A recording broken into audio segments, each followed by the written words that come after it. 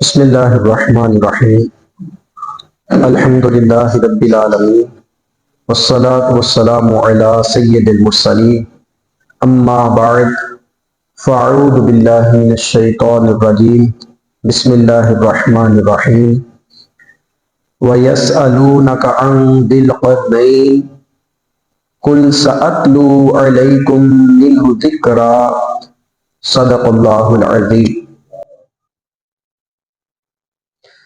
میرے محترم بزرگوں دوستوں، سورہ الکہف کی آیت نمبر 83 یہ تلاوت کی ہے۔ اس میں اللہ تبارک و تعالیٰ نے ارشاد فرمایا وَيَسْأَلُونَكَ، اور آپ سے پوچھتے ہیں، عَنْ ذِي الْقَرْنَيْنِ، ذوالقرنین کے بارے میں۔ کل، تو آپ صلی اللہ تعالی علیہ وسلم فرما دیجئے، سَأَتْلُو عَلَيْكُمْ مِنْهُ ذِكْرًا، میں تمہیں اس کا ذکر ابھی بتاتا ہوں۔ تو یہ جو قرآن پاک کی آیات نازل ہوئی، اس کا شان نزول کچھ اس طرح ہے کہ جو یہودی تھے انہوں نے اہل مکہ سے کہا کہ وہ شخص جس نے نبوت کا دعویٰ کیا ہے اس سے ذوالقرنین سکندر کے بارے میں پوچھئے، ذوالقرنین کے بارے میں ان سے سوال کیجئے، اگر تو وہ نبی ہوئے تو وہ اس کا جواب ضرور دیں گے، اگر وہ نبی نہ ہوئے تو وہ تو امی ہیں، دنیا کا تو کوئی استاد ان کا نہیں ہے، کسی تاریخ دان کے پاس آپ نہیں بیٹھے ہیں، کسی استاد کے سامنے آپ نہیں بیٹھے پڑھنے کے لیے، سیکھنے کے لیے، تو اگر آپ نبی نہ ہوئے تو آپ کو ان کے سوال کا جواب نہیں آئے گا۔ تو یہ قرآن کا ایجاد ہے کہ جو کافر سوال کرتے ہیں ان کی زبان میں اللہ تبارک و تعالی اس میں جواب ارشاد فرماتا ہے۔ یہ قرآن اپنے سے خود واقعہ بیان نہیں کر رہا، بلکہ سوال کے جواب کے طور پر یہ واقعہ بیان کیا جا رہا ہے۔ تو جب نبی پاک صلی اللہ تعالی علیہ وسلم سے پوچھا گیا کہ ذوالقرنین کون ہے، ذوالقرنین کا جو لفظ ہے یہ قرن سے بنا ہے۔ قرن عربی زبان کا لفظ ہے اور اس کا مطلب ہوتا ہے سینگ۔ تو ذوالقرنین، دو سینگوں والا۔ تو ذوالقرنین یہ آپ کا لقب کیوں ہے؟ یہ آپ کو لقب اس لیے دیا گیا کہ ذوالقرنین جو ہیں ان کی سلطنت مشرق اور مغرب تک تھی۔ تو ایک مشرقی اور ایک مغربی سلطنت تھی۔ تو آپ نے ایک ٹوپی پہنی ہوتی تھی، اس ٹوپی کے اوپر دو سینگ بنے ہوتے تھے، جس طرح مینڈے کے سر پر سینگ ہوتے ہیں تو اس طرح دو سینگ بنے ہوتے تھے مینڈے کی شکل کے۔ تو اس سبب سے آپ کو ذوالقرنین کہا جاتا تھا کہ وہ جو دو سینگوں والی ٹوپی ہے یہ آپ کی حکومت، آپ کی سلطنت کا سمبل تھا، کہ دو سینگ دو سلطنتوں کو ظاہر کر رہے تھے کہ مشرق سے لے کے مغرب تک اللہ تبارک و تعالیٰ نے آپ کو سلطنت عطا کی ہوئی تھی۔ یہ بھی ذہن میں رہے کہ یہ سکندر اعظم نہیں ہے جس کو الیگزینڈر دی گریٹ کہا جاتا ہے، وہ تو غیر مسلم تھا جو سکندر اعظم تھا، اور اس نے تو جتنے ظلم کے پہاڑ توڑے ہیں اس کا اندازہ نہیں لگایا جا سکتا۔ تو یہ جو ذوالقرنین ہے جن کا ذکر قرآن پاک میں ہوا ہے، یہ تو بڑی نیک شخصیت، یہ تو مومن تھے، یہ عادل حکمران تھے۔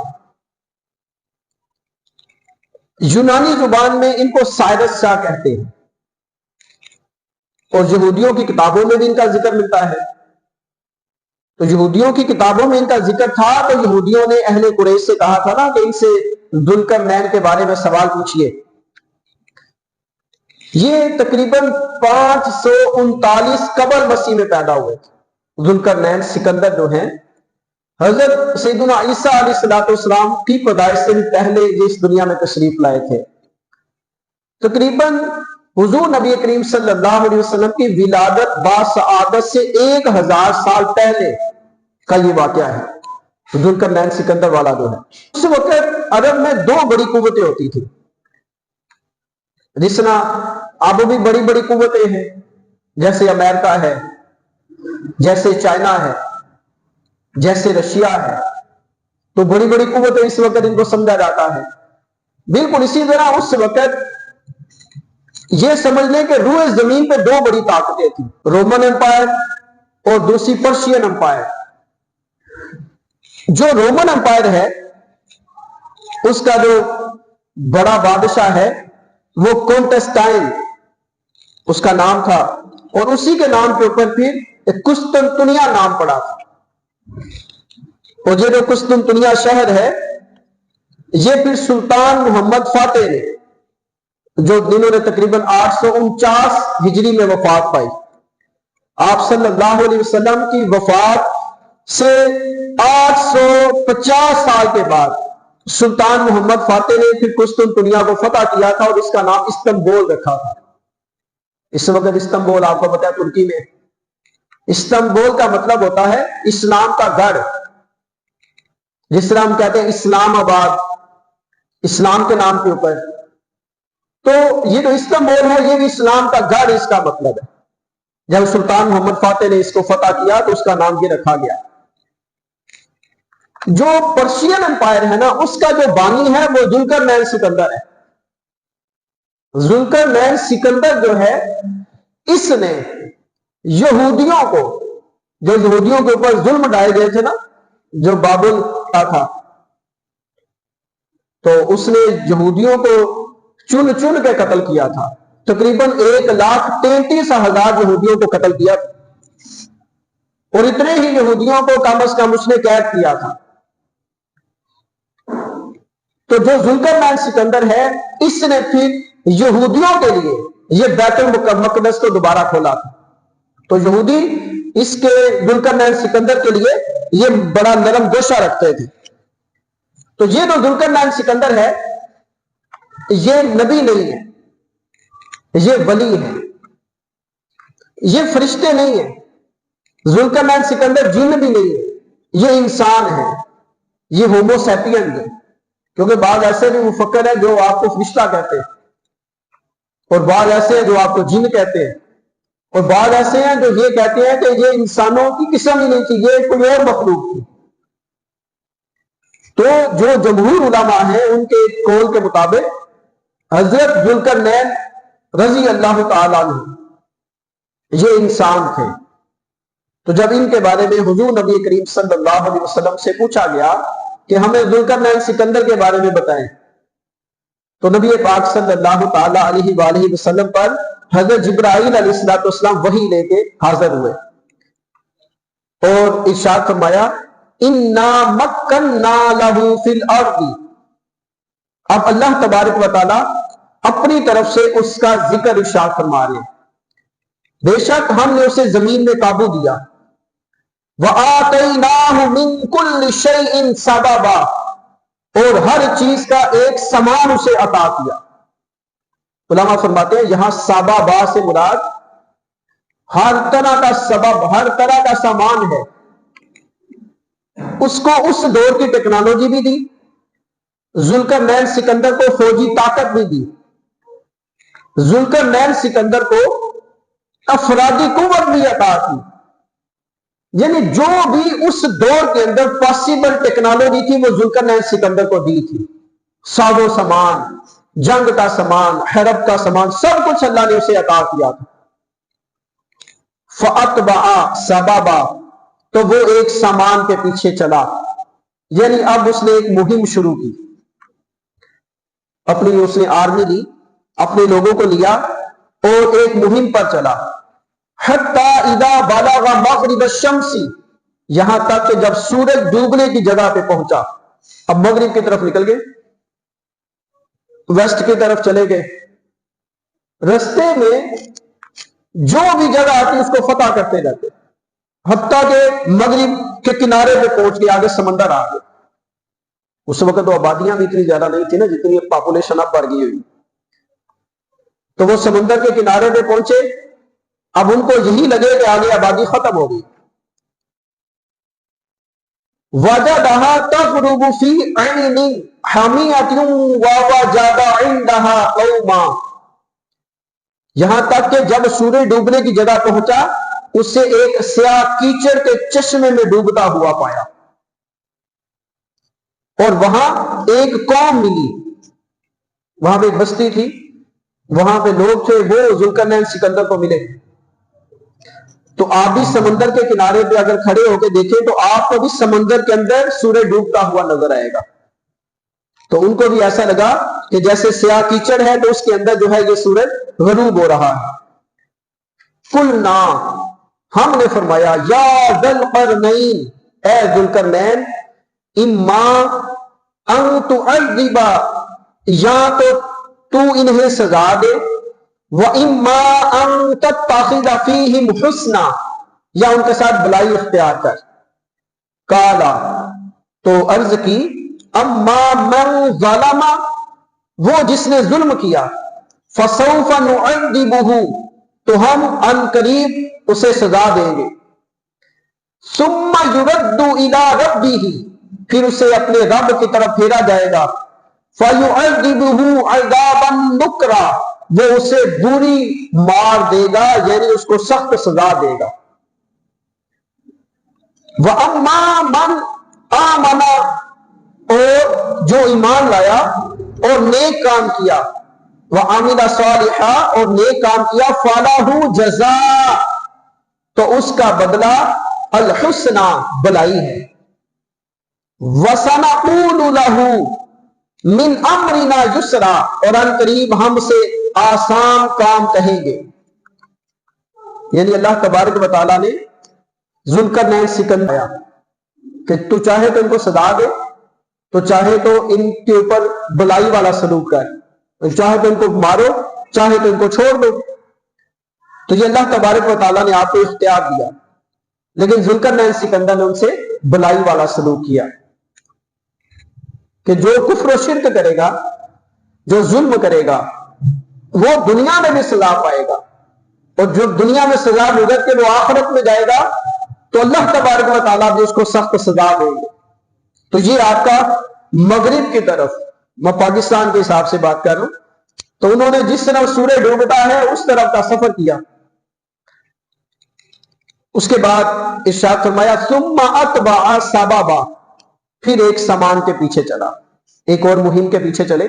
ذوالقرنین سکندر جو ہیں, حتی اذا بلغ مطلع الشمس, یہاں تک کہ جب سورج نکلنے کی جگہ پہنچا, وجدها تطلع على قوم لم نجعل لهم من دونها سترا, یہاں تک کہ جب سورج نکلنے کی جگہ پہنچا اسے ایسی قوم پر نکلتا پایا جن کے لیے ہم نے سورج سے کوئی آڑ نہ رکھی تھی. علماء نے لکھا ہے کہ وہ ایسے گھروں میں رہتے تھے کہ جن گھروں کی چھتیں نہیں تھی, ان کا اور سورج کا کوئی رکاوٹ نہیں تھی. تو جب سورج طلوع ہونے کا وقت ہوتا تو ان لوگوں نے اپنے گھروں کے نیچے سرنگیں بنائی ہوئی, یہ ان سرنگوں کے اندر گھس جاتے, اور جب سورج تھوڑا آگے چلا جاتا تو پھر جو اپنی سرنگوں سے نکل کے اپنے روزمرہ زندگی کے معاملات جو تھے وہ طے کرتے, جو معاملات تھے اس کو پورا کرتے تھے. تو اب اس طرف چلے گئے جس طرف سے سورج طلوع ہوتا ہے. كَذَلِكَ وَقَدْ أَحَطْنَا بِمَا لَدَيْهِ خُبْرًا, بات یہی ہے, اور جو کچھ اس کے پاس تھا سب کو ہمارا علم محیط ہے. یہ اللہ فرماتا ہے مجھے ہر چیز کی خبر ہے. یہ جہاں سے سورج طلوع ہوتا ہے یہ اس طرف کا سفر, مغرب سے لے کے مشرق تک, جس آبادی سے وہ گزرے اس آبادی کو فتح کیا. اللہ تعالیٰ نے آپ کو قدرت عطا کی. پھر جب مشرق تک آپ کی فتوحات کا سلسلہ چلتا رہا, ثم اتبع سببا, پھر ایک سامان کے پیچھے چلا. اب ایک اور مہم شروع کر, حتی اذا بلغ بین السدین, یہاں تک کہ جب دو پہاڑوں کے بیچ پہنچا, وجد من دونہما قوما, ان سے ادھر کچھ ایسے لوگ پائے, وہاں پہ کچھ ایسے لوگ تھے, لا یکادون یفقہون قولا, کہ کوئی بات سمجھ کے معلوم نہ ہوتے تھے، یعنی ان کو ان کی زبان ہی سمجھ نہیں آتی تھی. جس طرح ہمارے پنجاب میں کے پی کے سے لوگ آ کے رہتے ہیں، وہ پشتو بولتے ہیں، ہمیں سمجھ نہیں آتی، تو لینگویج ان کی ڈفرینٹ ہے، ہماری لینگویج اور ہے، تو زبانوں کا کتنا فرق ہے. تو جس طرح ہمیں دوسرے لوگوں کی لینگویج سمجھ نہیں آتی، ذوالقرنین سکندر کو ان کی زبان بھی سمجھ نہیں آتی تھی، ان کی زبان ہی کچھ اور تھی. قالو، انہوں نے کہا. اب انہوں نے یا تو کسی ترجمان کے ذریعے کہا، جس طرح سفیر وغیرہ ہم ہوتے ہیں تو مختلف لینگویج ان کو سمجھ آتی ہیں، تو یا تو ان لوگوں نے کوئی سفیر بنایا جس کو ذوالقرنین سکندر کی زبان آتی تھی، تو سفیر کے ذریعے ان سے بات کی، ترجمان کے ذریعے ان سے بات کی. تو یا ایسا ہوا کہ ان کو اشاروں میں سمجھایا. تو اشاروں کی زبان آپ کو پتہ ہے یونیورسل زبان ہے، پوری دنیا میں اشاروں سے بھی بندہ سمجھ ہی جاتا ہے. تو یا اشاروں میں سمجھایا یا ترجمان کے ذریعے سمجھایا. قالو، انہوں نے کہا، یا ذوالقرنین، اے ذوالقرنین، ان یاجوج و ماجوج، بے شک یاجوج و ماجوج مفسدون فی الارض، زمین میں فساد مچاتے ہیں. یاجوج اور ماجوج جو ہیں وہ کیا کرتے ہیں؟ زمین میں فساد پھیلاتے ہیں. فہل نجعل لک خرجا علی ان تجعل بیننا وبینہم سدا، تو کیا ہم آپ کے لیے کچھ مال مقرر کر دیں اس چیز کا، آپ کیا کریں، ان کے اور ہمارے درمیان ایک دیوار بنا دیں. تو جب آپ کو پیسوں کی آفر کی گئی، مالی معاونت کی آپ کو پیشکش کی گئی ذوالقرنین سکندر کو، کالا، تو ذوالقرنین سکندر جو ہے وہ بولے، ما مکنی فیہ ربی خیر، وہ جس پر مجھے میرے رب نے قابو دیا ہے بہتر ہے. فرماتے ہیں پیسے میرے پاس ہیں، پیسوں کی بات نہ کرو، مال کی بات نہ کرو. ہاں اگر تم میری مدد کرنا چاہتے ہو، فَاعِنُونِي بِقُوَّةٍ أَجْعَلْ بَيْنَكُمْ وَبَيْنَهُمْ رَدْمًا، تو میری مدد طاقت سے کرو، میں تم میں اور ان میں ایک مضبوط آڑ بنا دوں گا. آپ فرمانے لگے مجھے افرادی قوت دو، مجھے آپ لوگ اپنے بندے دو. تو مزدور جس طرح ہوتے ہیں کام کرنے کے لیے، فرمایا مجھے افرادی قوت دو، میں تمہارے اور ان کے درمیان ایک دیوار بنا دیتا ہوں. آتونی زبر الحدید، میرے پاس لوہے کے تختے لاؤ. حتی، یہاں تک کہ اذا ساوا بین الصدفین، یہاں تک کہ وہ جب دیوار دونوں پہاڑوں کے کناروں سے برابر کر دی، کالنفخو، تو کہا دھوکو، گرم کرو. وہ جو لوہے کی دیوار میں فرمایا اس لوہے کو آپ گرم کرو. حتی اذا جعلہ نارا، یہاں تک کہ جب اس سے آگ کر دیا، یار لوہے جو آگ لگائیں گے تو وہ گرم ہو جائے گا اور آگ جیسا ہی ہو جائے گا. کالا، تو آپ نے کہا، آتونی افرغ علیہ قطرا، میں اس پر پگھلا ہوا تانبا ڈال دوں. پہلے کیا کیے؟ وہ جو لوہے کی پلیٹیں ہیں وہ رکھی اور پھر اس کو گرم کیا. اس کو گرم کرنے کے بعد پھر اس کے اندر پگھلا ہوا تانبا ڈالا. فَمَسْطَاعُوا أَن يَظْهَرُوهُ، تو یاجوج ماجوج اس پر نہ چڑھ سکیں گے. أَن يَظْهَرُوهُ وَمَسْتَطَاعُوا لَهُ نَقْبًا، اور نہ اس میں سوراخ کر سکیں گے. یاجوج ماجوج جو ہیں یہ سمجھ لیں کہ دو بستیوں کے لوگ تھے، اور یہ بڑے قد والے، بڑی جسامت والے تھے. وہ اس بستی میں آتے اور ان کی بستی کی ہر چیز ہی کھا ڈالتے تھے، نہ ان کی سبزیاں چھوڑتے، نہ ان کے جانور چھوڑتے تھے، انسانوں کو نقصان پہنچاتے تھے، لوگوں کو قتل کر دیتے تھے. تو ذوالقرنین سکندر نے کیا کیا؟ ان کے درمیان اور یاجوج ماجوج کے درمیان ایک دیوار بنا دی. کالا، تو پھر کہنے لگے، ھذا رحمت من ربی، یہ میرے رب کی رحمت ہے. جو نیک بندے ہوتے ہیں نا، وہ اپنے اچھے کام کو اللہ کی طرف منسوب کرتے ہیں، اور جو اپنے نفس کو خوش کرتے ہیں وہ ہر نیک کام کو اپنی طرف منسوب کرتے ہیں. تو ہمیں بھی چاہیے کہ جب بھی کوئی نیک کام ہو تو اللہ تعالیٰ کی طرف اس کی نسبت کرے. مطلب کوئی کہتا ہے یار یہ بندہ ماشاءاللہ 5 وقت کا نمازی ہے، تہجد گزار بھی ہے، تو کہیں یار اللہ تعالیٰ کا فضل ہے. تو اگر بندہ اپنے اندر ہی خوش ہو کہ یار میں بڑا عبادت گزار ہوں، اور اپنے نفس کو راضی کرنے کے لیے، لوگوں کو دکھلاوے کے لیے اپنی عبادت کو ظاہر کرے گا، تو پھر ان قریب اس سے یہ نعمت چھین لی جائے گی۔ تو اچھے کام کی نسبت اللہ کی طرف کرے، اور جب کبھی گناہ ہو جائے تو اپنے نفس کی طرف اس کو نسبت کرے۔ جب کوئی گناہ ہو جائے تو کہے یار یہ میرے نفس کی وجہ سے ایسا ہوا ہے، مجھ سے ایسا گناہ ہو گیا، اے اللہ مجھے معاف کر دے۔ لوگوں کا طریقہ ہوتا ہے قال ھذا رحمت من ربی، کہ یہ میرے رب کی رحمت ہے میرے اوپر۔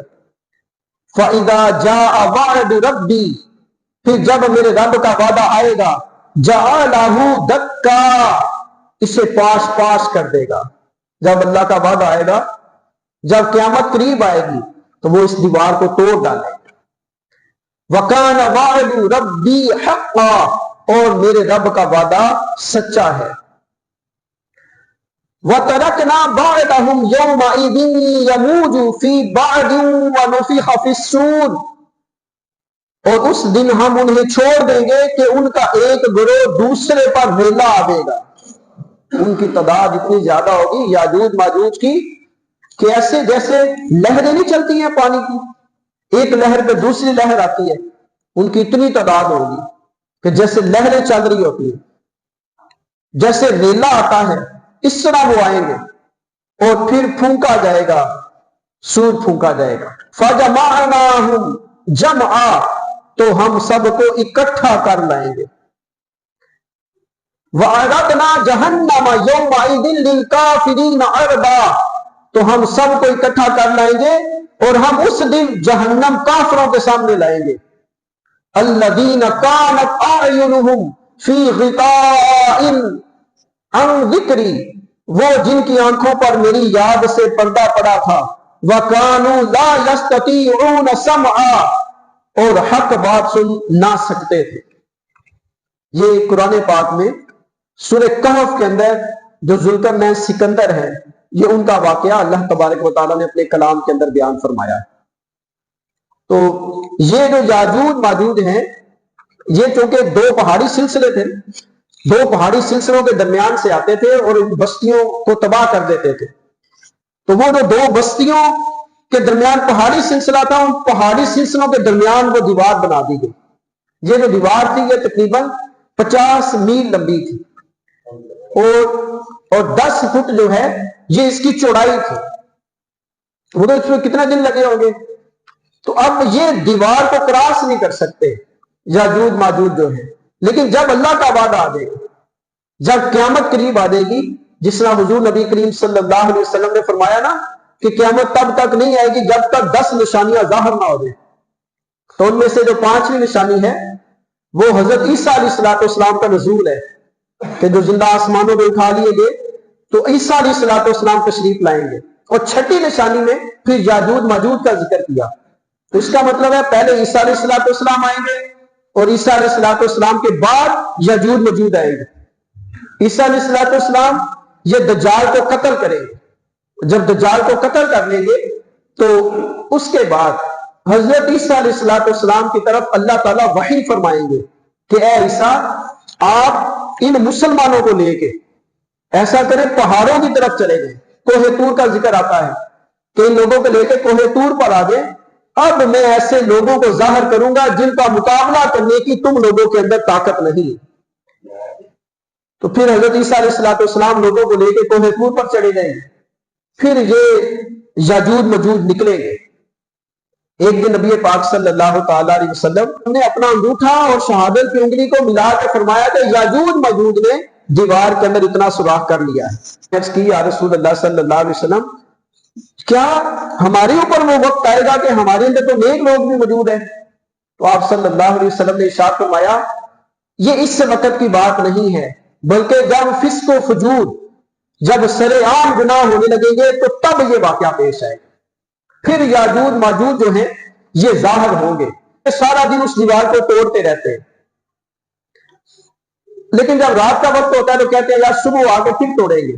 جب صبح آتے ہیں تو اللہ کے حکم سے دیوار پھر اتنی بن چکی ہوتی ہے۔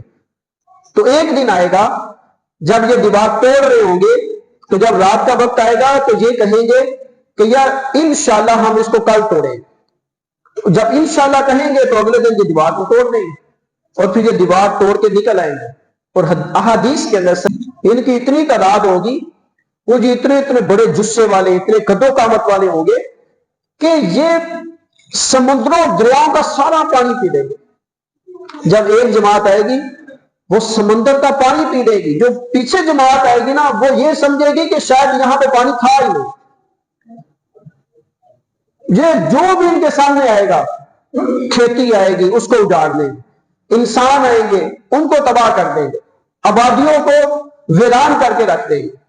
تو جب یہ پوری دنیا کے اندر گھومیں گے اور تباہی مچائیں گے تو پھر یہ کہیں گے کہ چلو دنیا والوں کو تو ختم کر لیا ہے، اب ہم آسمان والوں کو ختم کرتے ہیں. پھر اللہ تبارک و تعالیٰ کہ نبی حضرت عیسیٰ علیہ السلام اور جو مسلمان کوہ طور پہ چلے گئے وہ اللہ کی بارگاہ میں دعا کریں گے کہ اللہ ہمیں ان کے فتنے سے نجات عطا فرما. پھر اللہ ان کی گردنوں کے اندر کیڑا پیدا کرے. وہ کیڑا ہو سکتا ہے اللہ تعالیٰ کوئی وائرس ان کے اندر پھیلا دے، یا کوئی ایسا جراثیم، ایسا پیتھوجن آ جائے، ایسا پیراسائٹ آ جائے کہ جو ان کی گردنوں کے اندر انفیکشن کرے. حدیث پاک میں آتا ہے گردنوں میں اللہ کیڑا پیدا کرے گا اور یہ اسی وقت ان کے جو مر جائیں گے اور مرنے کے بعد ان کی لاشیں جو ہیں یہ زمین کے اوپر پڑی ہوگی اور بدبو کی وجہ سے پوری زمین بچ جائے گی. تو پھر حضرت عیسیٰ علیہ السلام اللہ سے دعا کریں گے تو اللہ تبارک و تعالیٰ پھر بڑے بڑے پرندوں کو بھیجے گا. وہ پرندے ان کی گردنیں اونٹ کی کوہان کی طرح ہوں گی. تو اللہ تعالیٰ اونٹ کی کوہان کی طرح کے جس طرح کے پرندوں کی گردنیں ہوں گی اس طرح کے پرندے آئیں گے، وہ ان کی لاشوں کو اٹھا کے جہاں اللہ چاہے گا لے جائے گا. اس کے بعد حضرت عیسیٰ علیہ السلام اور جو مسلمان آپ کے ساتھ چلے گئے ہیں وہ پہاڑ سے نیچے آئیں گے. اللہ تبارک و تعالیٰ ان کو پھر موت عطا کرے گا. اس کے بعد روئے زمین پر صرف کافر باقی بچیں گے اور قیامت کافروں کے اوپر قائم کی جائے. جب قیامت آئے گی تو مسلمانوں کے اوپر نہیں آئے گی، وہ کافروں کے اوپر آئے گی. اور صحیح بخاری مسلم کے اندر مشکات شریف کے اندر اس کا ذکر موجود ہے یاجوج ماجوج کا. تو یہ آج میں نے آپ کو جو سورہ کہف کے اندر واقعہ بیان کیا وہ ذوالقرنین سکندر کا بیان کیا. پچھلے جمعے ہم نے حضرت موسیٰ علیہ السلام اور حضرت خضر علیہ السلام کا واقعہ بیان کیا جو اسی سورۃ الکہف کے اندر موجود ہے. تو آج ہم نے یہ واقعہ بیان کیا کہ اللہ تبارک و تعالیٰ نے حضرت ذوالقرنین سکندر کو، جو کہ اللہ کے نیک بندے تھے، نبی نہیں تھے، ان کو اللہ تبارک و تعالیٰ نے پوری زمین کی بادشاہت عطا کی. دو مسلمان بادشاہوں کو اللہ نے پوری زمین کی بادشاہی عطا کی، ایک حضرت سلیمان علیہ السلام اور ایک حضرت ذوالقرنین سکندر. سلیمان علیہ السلام اللہ کے نبی تھے، یہ اللہ کے ولی تھے، یہ نبی نہیں تھے. ان کو اللہ نے بادشاہت عطا کی تھی. جس طرح کافروں میں اللہ تبارک و تعالیٰ نے نمرود کو یہ پوری زمین کی بادشاہی عطا کی. اور بعض لوگ یہ بھی کہتے ہیں کہ جس طرح سکندر بادشاہ تھا، الیگزینڈر دی گریٹ جس کو کہا جاتا ہے، وہ کافر تھا. الیگزینڈر دی گریٹ اور ہے، ذوالقرنین سکندر اور ہے، اس کو مکس نہیں کرنا. ذوالقرنین سکندر جن کا قرآن کے اندر واقعہ ہے یہ مسلمان تھے، یہ عادل تھے، یہ نیک تھے، یہ مومن تھے، یہ لوگوں پہ رحم کرتے تھے، جسٹس عدل قائم کرتے تھے. تو مشرق و مغرب تک اللہ نے آپ کو، اور پھر مشرق مغرب فتح کرنے کے بعد شمال کی طرف جب جاتے ہیں پہاڑوں کے درمیان، علماء فرماتے ہیں کہ یہ ترکستان کا جو علاقہ ہے وہاں پہ دو پہاڑ ہیں. بعض لوگوں نے کوہ کاف کے بارے میں کہا ہے، تو بعض لوگوں نے مفسرین نے کہا کہ یہ وہ علاقہ ہے جہاں پہ چچنیا ہے، یہ رشیا کی سٹیٹ ہے نا، تو چچنیا جہاں پہ ہے وہاں پہ یہ لوگ جو ابھی پہاڑوں کے اندر موجود ہے. لیکن چونکہ سائنس کون سا ساری زمین کو ایکسپلور کر سکی ہے، ابھی تو بہت تھوڑا حصہ زمین کا ایکسپلور ہوا نا. ابھی تو برمودا ٹرائی اینگل جو امریکہ میں ہے کئی لاکھوں مربع میل کے اوپر پھیلا ہوا علاقہ ہے، وہاں پہ جو بھی بحری جہاز جاتا ہے، وہاں جو بھی آب دوست جاتی ہے، وہاں پہ جو بھی ہوائی جہاز اس ایریا کے اندر آتا ہے اس کا پتہ نہیں چلتا گیا کہاں. کوئی ایسی الیکٹرو میگنیٹک وہاں پہ فیلڈ بنا ہوا ہے کہ جو بھی جاتا ہے وہ غائب ہو جاتا ہے. ابھی تو برمودا ٹرائی اینگل میں کہتے ہیں کہ اس علاقے میں بہت سارے جزیرے ہیں، بہت سارے وہاں پہ قبیلے ہیں. تو ابھی چونکہ زمین ایکسپلور ہی نہیں ہوئی ساری کی ساری، تو یہ شورٹی سے نہیں کہا جا سکتا کہ یاجوج ماجوج جو ہیں یہ کہاں پائے جاتے. جو بھی کہتا ہے وہ اپنی رائے سے کہہ رہا ہے. اللہ تبارک و تعالیٰ نے بھی ان کی کوئی جگہ فکس بیان نہیں کی ہے. ہاں یہ بیان کیا کہ جب وہ شمال کی طرف چلا تو شمال کی طرف جو ہے وہ دو پہاڑوں کے بین السدین، دو پہاڑوں کے درمیان ان کو ایک بستی کے لوگ ملے تو انہوں نے کہا کہ یجوج مجوج آتے ہیں، وہ ہمیں تباہ کر دیتے۔ تو یہاں پہ جو بعض اسکالر لوگ ہیں وہ اپنے انداز میں اس واقعہ کو بیان کرتے ہیں۔ وہ بعض لوگ کہتے ہیں کہ یہاں پہ ٹائم ٹریولنگ کا بیان ہے، تو یہاں پہ کوئی ٹائم ٹریولنگ کا ذکر نہیں ہے، کوئی ذکر نہیں ہے یہاں پہ، یہ سارا زمین کا ذکر ہے کہ مشرق کی طرف گئے پھر مغرب کی طرف گئے اور لوگوں سے ملے نا جا کے۔ انسان یہ صرف اسی پلانٹ کے اوپر ہے، اس کے علاوہ تو انسان کسی پلانٹ کے اوپر نہیں ہے۔ پہلے جنت میں نا آدم علیہ السلام کو زمین پہ بھیجا، تو یہ بہت سارے لوگ کسے کہانیاں سنا رہے ہوتے ہیں یہ یوٹیوب پہ بیٹھ کے، تو آپ یہ دیکھیں کہ جو بھی وہ فزکس کی روشنی میں، سائنس کی روشنی میں بیان کر رہے ہیں، یہ کیا جو قرآن و حدیث سے تو نہیں ٹکرا رہا؟ تو اگر وہ قرآن و حدیث سے ٹکرا رہا ہے تو اس کا مطلب وہ بات صحیح نہیں کر رہا، کیونکہ قرآن کے اندر یونیورسل ٹروتھ بیان ہوئے، قرآن کی ایک ایک آیت، یہ فیکٹ، یہ اللہ تعالیٰ کی بتائی ہوئی ایسی بات ہے جس کو کوئی ریجیکٹ نہیں کر سکتا۔ 100% شور ہے کہ جو بھی آیت ہے وہ صحیح ہے۔ وہ جب سے قرآن نازل ہوا تب سے لے کے اب تک اگر اس کی زیر زبر پیش کے اندر تبدیلی نہیں آئی تو اس کا مطلب ہے یہ قرآن حقانیت میں بے مثال ہے۔ تو آپ دیکھیں کہ وہ جو آئیڈیالوجی آپ کو یوٹیوب پہ بیٹھ کے لوگ دے رہے ہیں، ساحل الدین بھی اس کے بارے میں بیان کر رہے ہیں، بہت سارے لوگ ساحل الدین کو بھی سنتے ہوں گے، تو وہ بھی یہاں پہ سائنٹیفک لاجک بیان کر رہے ہیں، حالانکہ یہ اسی زمین کا واقعہ ہے۔ وہ کہتے ہیں جی حضرت ذوالقرنین سکندر جو ہے وہ اس زمین سے باہر چلے گئے، زمین سے باہر وہ کسی اور یونیورس کا واقعہ بیان ہو رہا ہے۔ تو اللہ تعالیٰ نے انسان کو یہاں ہی پیدا کیے اور اپنے انبیاء بھی اسی زمین کے اوپر بھیجے، ورنہ تو انبیاء دوسرے پلانٹس کے اوپر بھی انبیاء کو مبعوث فرماتا۔ تو اگر انبیاء کا کسی اور پلانٹ کے اوپر، کسی اور سولر سسٹم کے اوپر ذکر نہیں ہے تو اس کا مطلب انبیاء صرف اسی زمین کے اوپر آئے۔ تو باقی جو اپنی طرف سے بیان کر رہے ہیں وہ اپنی بات کا خود جواب دے۔ تو قرآن پاک میں جتنا واقعہ پیش ہوا وہ میں نے آپ کو سنا دیا۔ اللہ تبارک و تعالی ہمیں عمل کرنے کی توفیق عطا فرمائے، قرآن پاک سے برکتیں حاصل کرنے کی توفیق عطا فرمائے، آمین۔